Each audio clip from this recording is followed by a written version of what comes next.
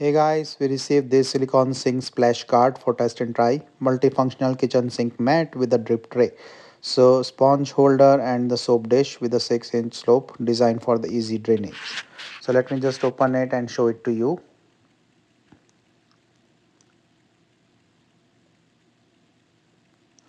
So this comes in the different sizes. So you have to see this have this button thing that is easy to secure. And then you can put after securing the faucet thing here.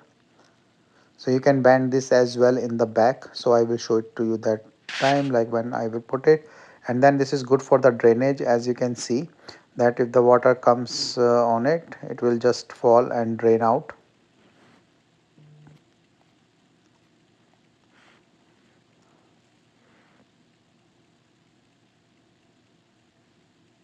So this one is a nice silicone with the easy control and then moving thing to make it like thing. So we can just put it on the faucet and then we can check that.